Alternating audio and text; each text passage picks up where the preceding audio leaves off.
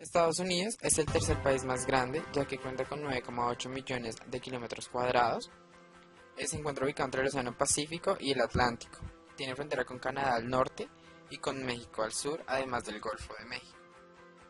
Estados Unidos es el tercer país más poblado del mundo, puesto que tiene 321.410.000 habitantes, con una densidad de 33 habitantes por kilómetro cuadrado. California, Texas y Nueva York siguen siendo los estados más poblados.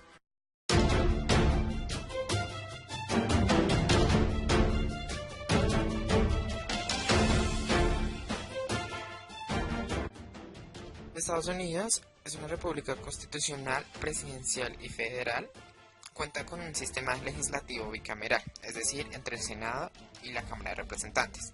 El Senado está compuesto por 100 miembros, de los cuales 54 son del Partido Republicano y 44 del Partido Demócrata, y los dos restantes son independientes.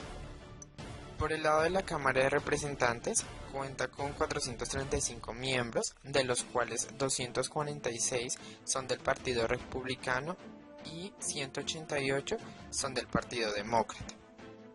El sistema de gobierno es democracia presidencialista, con elecciones presidenciales cada 4 años para todos los estados. Todo esto bajo la Constitución de 1788 y 1791, con las 10 enmiendas que se le agregaron. Las posesiones o los estados a cargo de Estados Unidos son Puerto Rico, las Islas Vírgenes Americanas, las Islas Marianas del Norte, el Guam, entre otros. Su actual jefe de Estado o presidente es Barack Hussein Obama, quien se encuentra realizando su segundo mandato hasta el próximo año, el 20 de enero del 2017. Los altos mandos del gabinete de Estados Unidos se encuentran por parte de la vicepresidencia, Joseph Biden. Por parte del Departamento de Estado se encuentra como secretario de Estado John Kerry. En el Departamento de Tesoro se encuentra Jack Lew como el secretario de Tesoro. Ashton Carter se encuentra como el secretario de Defensa del Departamento de Defensa. Por otro lado se encuentra Loretta Lynch, quien es la fiscal general del Departamento de Justicia. Y la secretaria del Departamento Interno es Sally Jewell. Nuestro informe anual este año que constata es que la economía americana sigue recuperándose, dejando atrás los efectos de la crisis. Estamos preveyendo tasas de crecimiento del 3% anualizado, en base a unos fundamentos muy sólidos, sobre todo en todo lo referente al mercado laboral americano. La tasa de desempleo ha caído al 5,5%, lo cual es una tasa muy buena, y la economía americana está creando alrededor de 250.000 empleos cada mes. Esto va a repercutir muy positivamente en el crecimiento de las rentas personales, lo cual a su vez fomentará el consumo de cara al futuro, y al mismo tiempo estamos viendo un repunte en la actividad inmobiliaria. Todo ello se va a combinar para darnos un 2015 de crecimiento alrededor del 2,5%. En cuanto a la agricultura, este ocupa el 1,4% del PIB del país y es considerado en agricultura el más importante del mundo por su alta productividad y por el uso de tecnologías. Tenemos el de industria, que representa el 21% del PIB, en el cual incluye una variedad de actividades que son la fabricación de maquinaria eléctrica y electrónica, entre otros. Y los servicios, que se posicionan el 81,2% del PIB, equivale a la prestación de servicios, por supuesto, y es uno de los más importantes en cuanto a economía del país.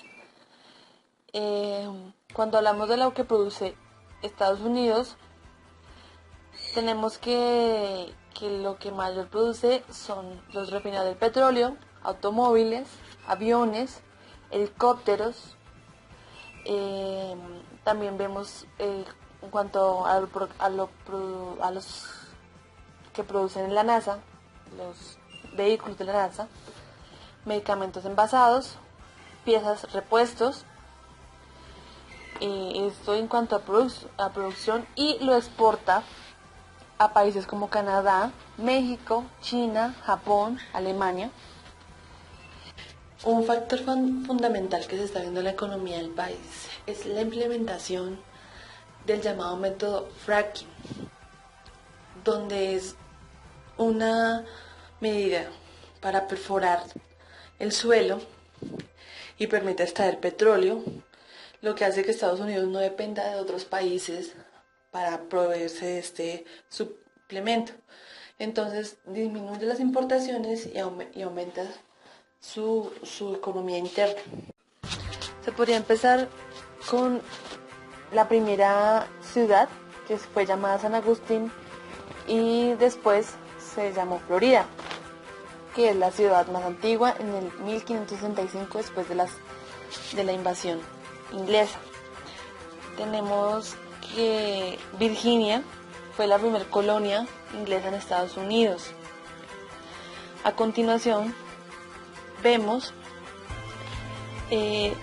cómo Nueva Ámsterdam se convierte en una colonia inglesa y después es llamada Nueva York. Como bien se sabe, es una ciudad muy importante y relevante. También vemos en el 74 la primera constitución de los Estados Unidos, y en este mismo año la declaración de la independencia de los Estados Unidos y el comienzo de la guerra de independencia de los Estados Unidos.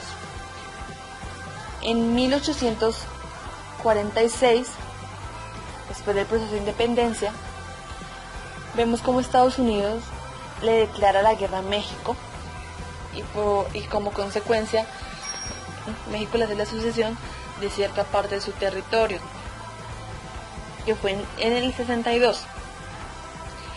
A continuación vemos a ciertos personajes muy relevantes que hacen que estos procesos de esclavitud empiecen a bajar, como fue el presidente Lincoln, en el que proclama la libertad de los esclavos en los estados sublevados.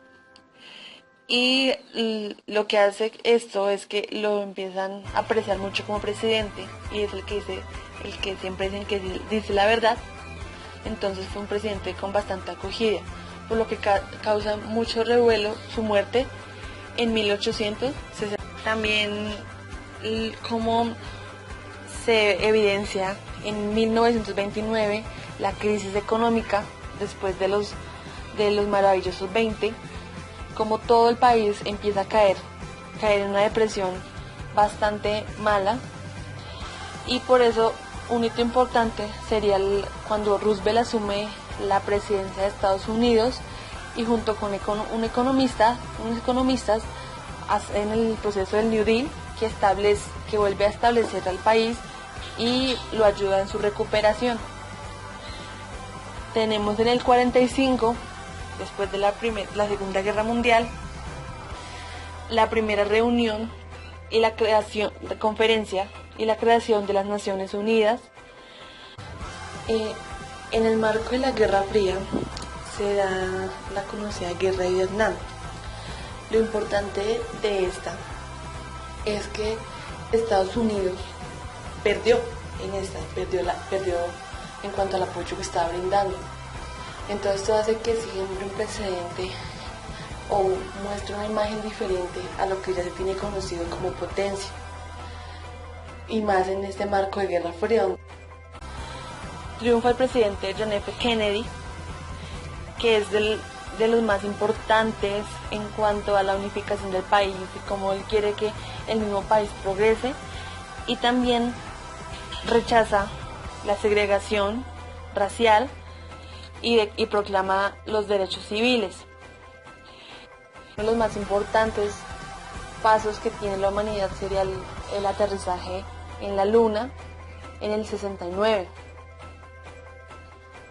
Vemos también en el 89 la finalización de la Guerra Fría, en el cual gana el capitalismo y empieza a surgir mucho más Estados Unidos. Después se evidencia uno de los más importantes acontecimientos del siglo XXI fue el ataque a las Torres Gemelas, lo que hace que el mundo se estremezca y le declare la guerra ante el terrorismo. política exterior de Estados Unidos en la administración de Obama se ha caracterizado por mantener sus valores tradicionales. Sin embargo, se han producido cambios en posiciones y actitudes de administraciones anteriores. De manera general, Estados Unidos sigue trabajando con la comunidad internacional para la erradicación de problemáticas como el terrorismo, y aunque no se ha erradicado, se han suavizado dichas disposiciones en cuanto a temas de seguridad. Como valores, Estados Unidos es un gran valedor de la democracia, el Estado de Derecho, derechos humanos, libertades públicas, religión, libre expresión, entre otros. Todo con el fin de generar una identidad en cuanto a que su política exterior sea guiada a la ayuda alimentaria y a la asistencia humanitaria. Estados Unidos ha guiado su política exterior a distintas regiones. En el último año se firmó un tratado con el Pacífico. Este tratado es el Acuerdo Transpacífico de Cooperación Económica, el cual pretende la reducción de aranceles comerciales y el establecimiento de nuevas normas comunes entre las economías implicadas, es decir, entre los 12 miembros de estas, lideradas por Estados Unidos y Japón. Estados Unidos acordó con China compartir información sobre ataques en el ciberespacio entre ambos gobiernos de alto nivel, debido a que el terrorismo podría propagarse mediante difusión de información por la web. Esto, además de establecer pactos de no agresión con normas y reglas para no atacar las infraestructuras entre ambos países. Esto principalmente porque Estados Unidos está consolidando alianzas en el Asia del Este, entre los cuales se encuentra Japón, Corea del Sur, Australia, Filipinas, Tailandia, entre otros, estableciendo un marco alternativo a la hegemonía china en la región. América Latina será otro de los enfoques que dejará el presidente Obama en su legado en cuanto a política exterior, debido a que, como es bien sabido, Estados Unidos restableció las relaciones con Cuba en el mes de julio del año pasado con intermediación vaticana. Por otro lado, la cooperación que se tiene con México ha mejorado de manera sustancial en cuanto a la lucha que se tiene contra el narcotráfico. En otra medida, Estados Unidos tiene cierta preocupación por la situación en Guatemala, Honduras y El Salvador, en cuanto a que desea colaborar con estos países afectados y con el BID para ejercer un plan denominado Alianza para la Prosperidad del Triángulo Norte, el cual es enfocado a crear soluciones para los problemas de estos países. Por otra medida, el presidente Obama mostró interés en África subsahariana debido a que pretende constituir y ejercer prioridad en temas de democracia, derechos humanos, seguridad y lucha contra el terrorismo en países de la región como Sahel, Somalia o Nigeria. Además de la crisis que se ha desarrollado en Malí, debido a que ha proporcionado que Estados Unidos reafirme un interés estratégico en esta región en cuanto a un apoyo a la operación militar francesa y una mejor percepción de riesgo hacia la propia seguridad nacional de estos países. Todo esto con el apoyo de Estados Unidos en cuanto a la cooperación, el desarrollo y la ayuda humanitaria, provenida principalmente de USAID.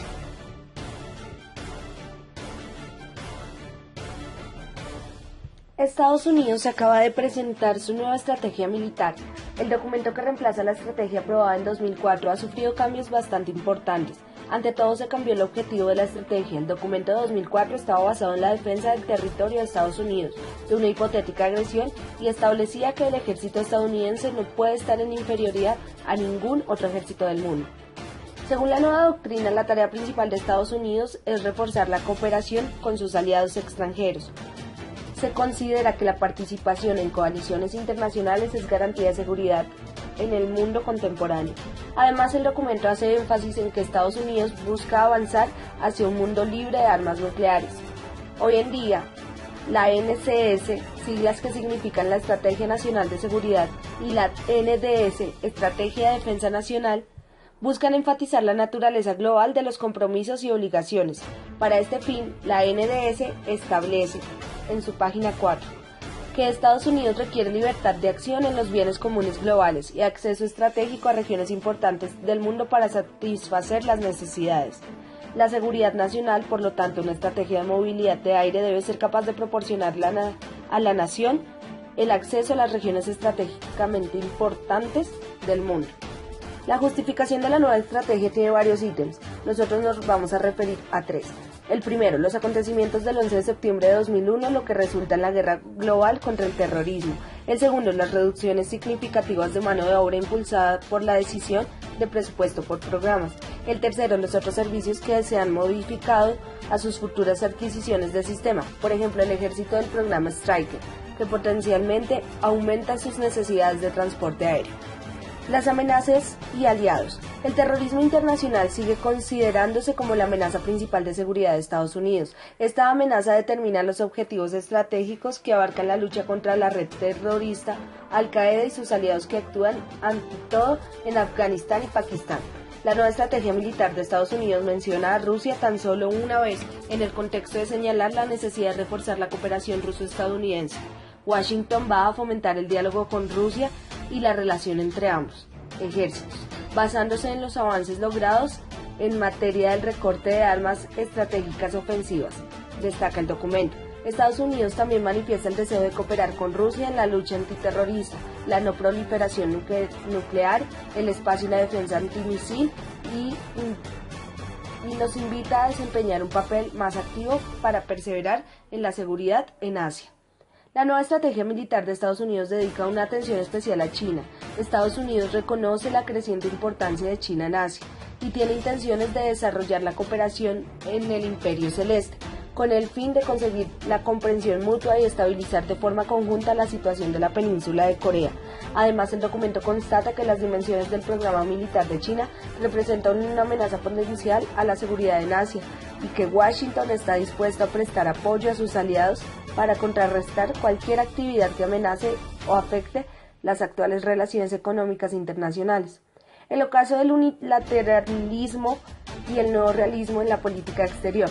Los contenidos de la nueva NSS constituyen un reconocimiento manifiesto, el fracaso de las estrategias unilaterales que han estado presentes siempre en la política exterior norteamericana, cuya versión más reciente fue la doctrina Bush, que justificaba ataques preventivos y la imposición de determinadas formas de gobierno e implicaba ejercer una forma de liderazgo de subordinación que ponía a otros países en la encrucijada de sumarse a las iniciativas de Estados Unidos o someterse a las consecuencias de no hacerlo, situación que vivieron Chile y México en 2003, cuando se opusieron a la guerra en Irak en el Consejo de Seguridad de las Naciones Unidas. El fracaso de esta política a partir del desastroso resultado de los primeros años de la guerra en Irak y la derrota de los republicanos en las elecciones legislativas del 2006 llevaron que bajo la segunda administración de Bush se comenzara a desplegar una nueva estrategia internacional más orientada al compromiso y la búsqueda de acuerdos, y en definitiva a un mayor realismo respecto a las capacidades de Estados Unidos